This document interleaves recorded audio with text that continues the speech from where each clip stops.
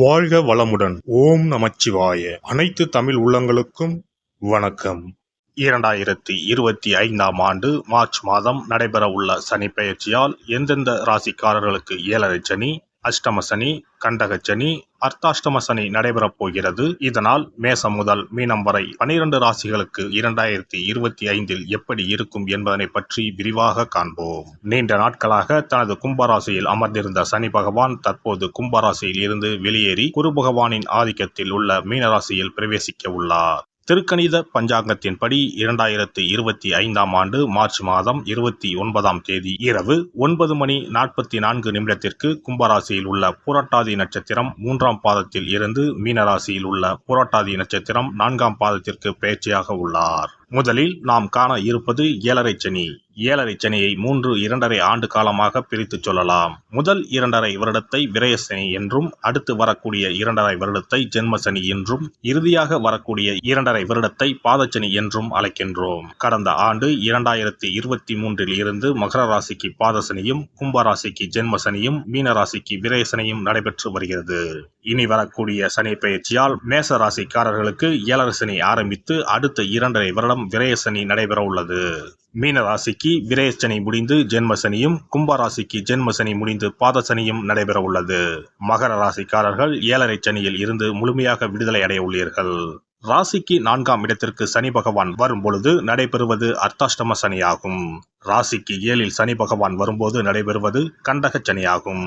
ராசிக்கு 8இல் சனி பகவான் வரும்போது அஷ்டம சனி நடைபெறும். வரும் சனி பெயர்ச்சியின் போது மகரம், கடகம், விருச்சிக ராசிக்காரர்கள் சனியின் பாதிப்பில் இருந்து விடுபட உள்ளீர்கள். மேச ராசிக்கு விரயச்சனியும், ரிஷப ராசிக்கு லாபச்சனியும், மிதுன ராசிக்கு கர்மச்சனியும், கடக ராசிக்கு பாக்கியச்சனியும் நடைபெறப் போகிறது.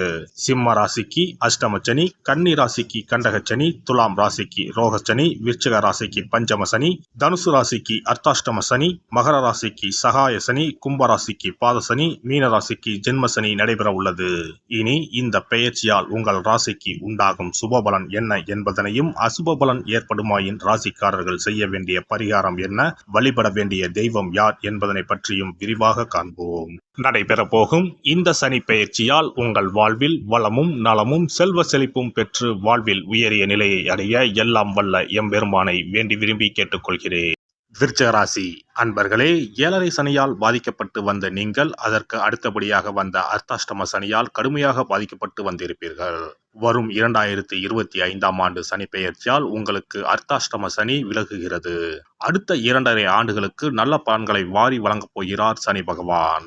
அந்த வகையில் என்னென்ன நற்பலன்களை சனி பகவான் அள்ளித்தரப் போகிறார், எதில் கவனமாக இருக்க வேண்டும் என தெரிந்து கொள்ளலாம். விருச்சிக ராசிக்காரர்களின் ராசி அதிபதி செவ்வாய் பகவான்.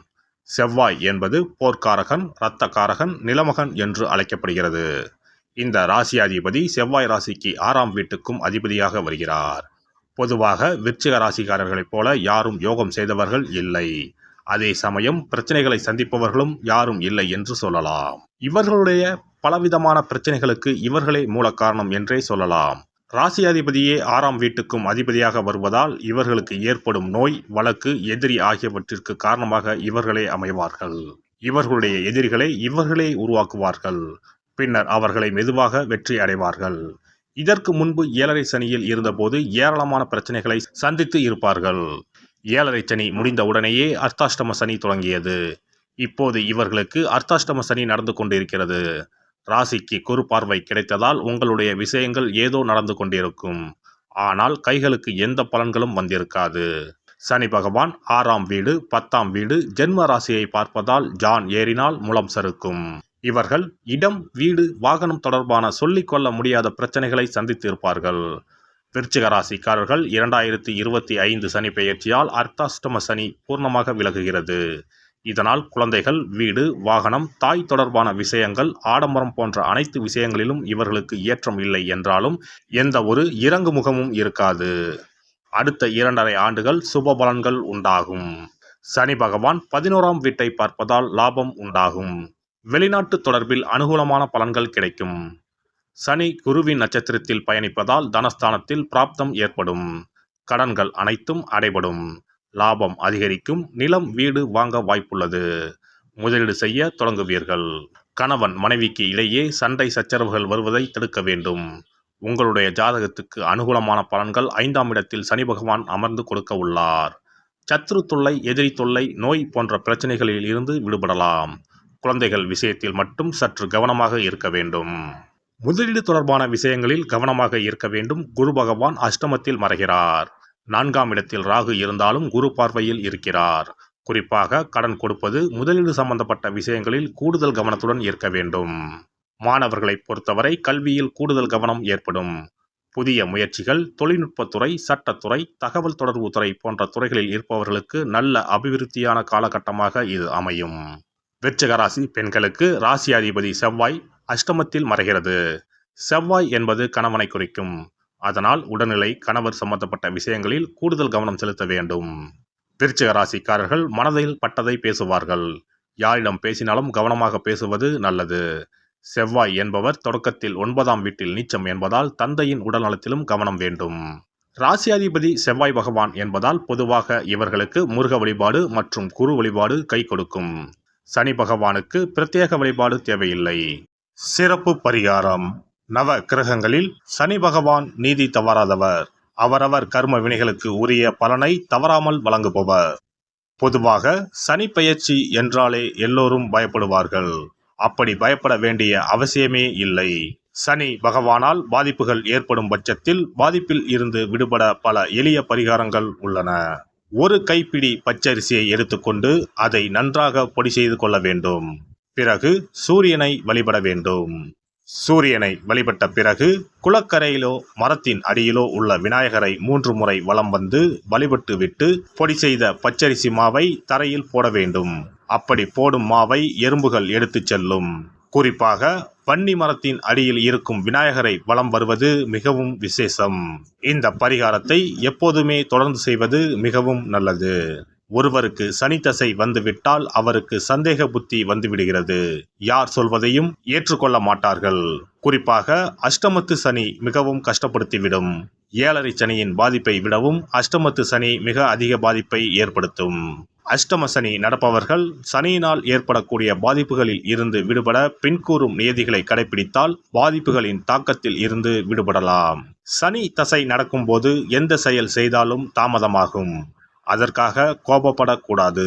பொறுமையாக இருக்க பழகிக்கொள்ள வேண்டும். தினமும் காகத்துக்கு எள் கலந்த சாதம் வைக்கவும். பிரதோஷ பூஜைகளில் பங்கேற்பது நல்லது. சனிக்கிழமை தோறும் சனி பகவானுக்கு இரும்பு அகல் விளக்கில் நல்லெண்ணெயில் தீபம் ஏற்றி வழிபடவும். கருங்குவளை மலர்களால் சனி பகவானுக்கு அர்ச்சனை செய்து வரலாம். வன்னி மர இலைகளை மாலைகளாக தொடுத்து சிவபெருமானுக்கு சனிக்கிழமை தோறும் சாற்றி வணங்கி வழிபடவும். சனிக்கிழமை அன்று அசைவ உணவு கண்டிப்பாக சாப்பிடக்கூடாது. சனிக்கிழமை தோறும் நல்லெண்ணெய் குளியல் செய்தால் கெடுதல் குறையும். விநாயகர் வழிபாடு செய்யலாம். அனுமன் வழிபாடு சனி பகவானின் தொல்லைகளை குறைக்கும். ஞாயிற்றுக்கிழமை மாலை ராகு கால வேளையில் கால பைரவரை வணங்கி வரலாம். தேய்பிறை அஷ்டமி நாளில் கால பைரவரை வணங்கி வருவது நன்மை தரும்.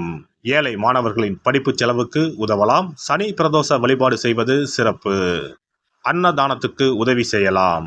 சித்தர்களின் பீடங்கள், ஜீவ சமாதி பீடங்களுக்கு சென்று வணங்கி வழிபடலாம். வன்னி மரத்தை சுற்றி வந்து வணங்க வேண்டும். இதனால் சனி பகவானின் கொடுமையான பாதிப்புகள் விலகிவிடும். பிரதோஷ காலத்தில் சிவபெருமானுக்கு வில்வ இலை கொடுத்து வணங்க வேண்டும். தினமும் ராமநாமம் ஜபித்து வந்தால் சனி பகவானின் தொல்லையிலிருந்து தப்பிக்கலாம். கால்கள் இல்லாமல் நடக்க இயலாதவர்களுக்கு இயன்ற உதவியை செய்யலாம். இந்த வழிமுறைகளை முறையாக கடைபிடித்து சனியினால் ஏற்படக்கூடிய பாதிப்புகளின் தாக்கத்தில் இருந்து விடுபடலாம். எல்லாம் வல்ல இறையருளால் நீங்களும் உங்கள் அன்பு குடும்பமும் உடல் நலம், நீலாயுள், நிறை செல்வம், உயர் புகழ், மெய்ஞானம் ஓங்கி வாழ்க வளமுடன். இந்த வீடியோ பதிவு உங்களுக்கு பிடித்திருந்தால் லைக் பண்ணுங்க, கமெண்ட் பண்ணுங்க, ஷேர் பண்ணுங்க. மறக்காம சப்ஸ்கிரைப் பண்ணுங்க. பக்கத்துல இருக்கிற பெல் பட்டனை கிளிக் பண்ணுங்க. நன்றி, வணக்கம். ஓம் நமச்சிவாய. சிவாய நம.